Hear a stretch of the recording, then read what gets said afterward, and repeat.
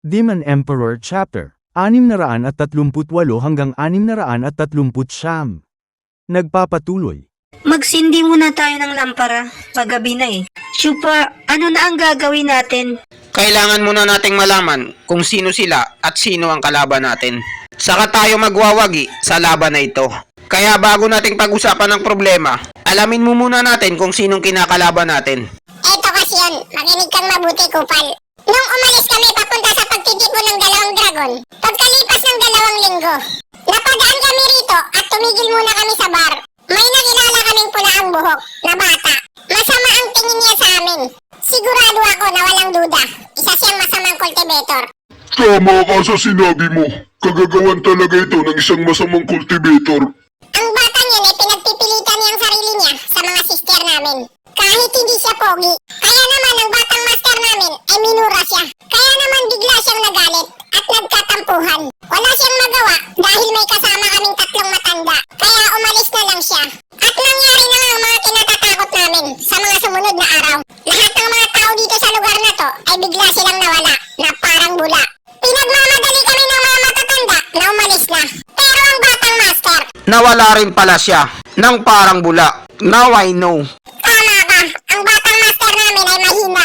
At sakitin, hindi pa siya gumagaling sa COVID-19. Ngayong nawawala siya, lalo kaming nag-alala. Hinanap namin siya kung saan-saan, pero hindi namin siya mahanap. Samantala, ang mga matatanda ay bigla ring nawala, pa isa-isa. Pagkatapos nun, sumunod na rin ang iba.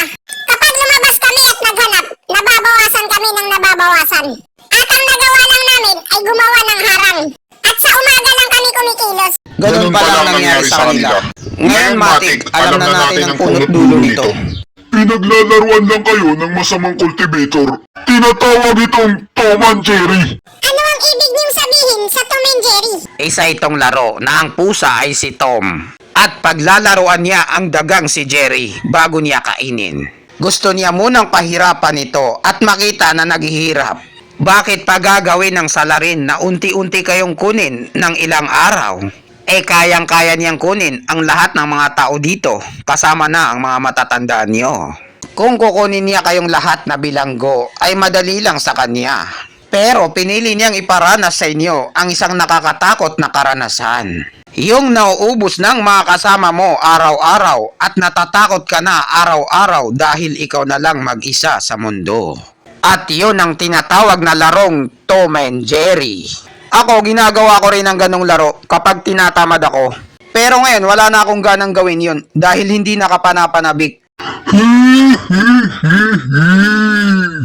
Pare-pareho talaga ang mga bayani.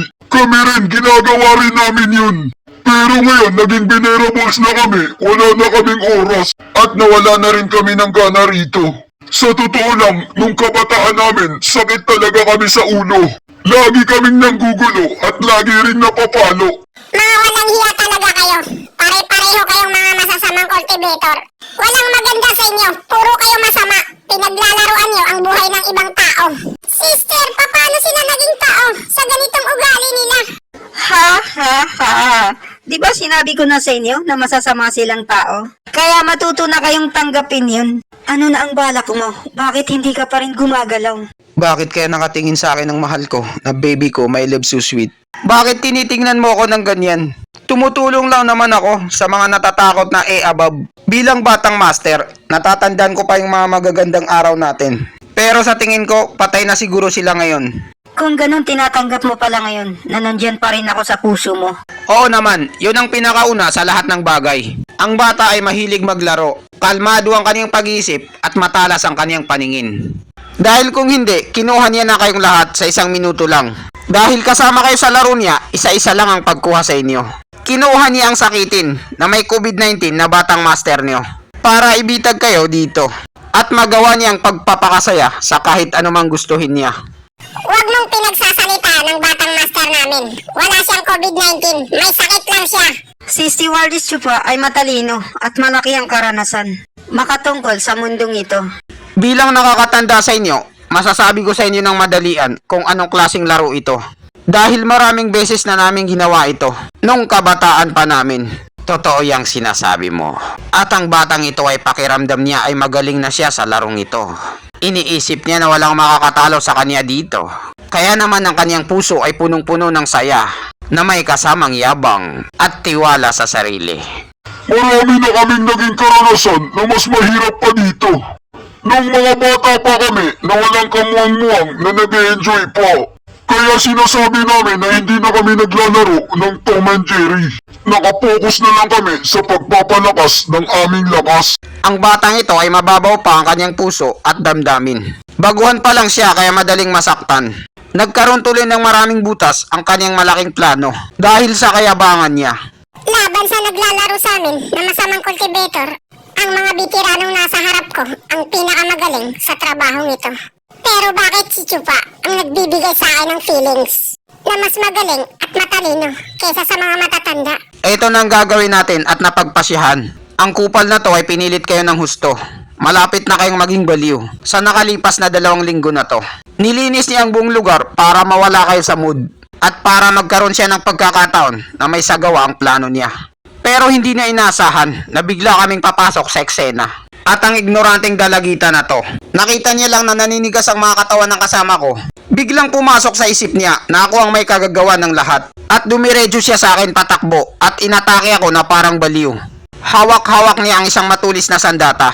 Ikaw ang baliw o gag ka! Walang taong matinong mag-isip na hindi baliw na nakakita ng 3 ethereal stage na bodyguard ko. Tapos bigla mo na lang akong sasaksakin. Para saan ba yung mga mata mo? Pang dekorasyon lang? Tanga ka ba? Sister Kinchin! Binabastos niya ako! Ako rin, curious din ako sa ginagawa mo. Para saan ba yan? Bakit sila nagkakaganyan? Hirap na hirap silang gumalaw. Matitigas kasi ang ulo nila, kaya pinarusahan ko sila. Huwag mo nang pansinin, trip ko lang to. Alam ko ang ugali mo, Chupa, kaya hindi mo na kailangan magpaliwanag pa. Matagal akong nag-stay sa Loloklan, ilang taon din. Pero ni minsan, hindi mo ginamit ang kasamaan mo sa kanila. Tangina, nadali ako dun ah. Chupa, nadali ka niya nun ah. Ngayon nakikita ko na kung bakit ka nagkagusto sa kanya. Siguro napaka-close niyo sa isa't isa. Manahimik ka dyan, taba. Huwag mo akong pinagloloko. Sa oras ng kagipitan, kailangan nating mag-isip ng matinding plano. Kapag nagtagal pa tayo rito, malalagay tayo sa matinding alanganin. Mas magandang umalis na tayo ng isahan. Papaano na lang ang batang master namin at ang mga matatanda? Hindi kami pwedeng umalis dito nang wala sila. Sige, magpaiwan kayo rito at hayaan yung paglaruan kayo ng kupal na yun. Samantala, kapag umalis tayo, mapipilitan siyang gumalaw. Palalabasin natin siya sa lungga niya, saka natin siya titirahin. Kung hindi mo pa makita itong napakadaling estratehiya, wala na talagang pag-asa ang Mystical Heaven Secto. Nakakahiya. Nagmukha tuloy akong tanga sa harap nila. Tama, ang mga masasamang cultivator na to. Maraming alam at karanasan. Laban sa katulad nilang masasamang cultivator. Bihira lang na may gustong tumulong sa amin. Kaya kailangan naming makinig sa kanila. Sige, gagawin ko ng lahat ng gusto niyong ipagawa sa akin. Magaling kung ganun.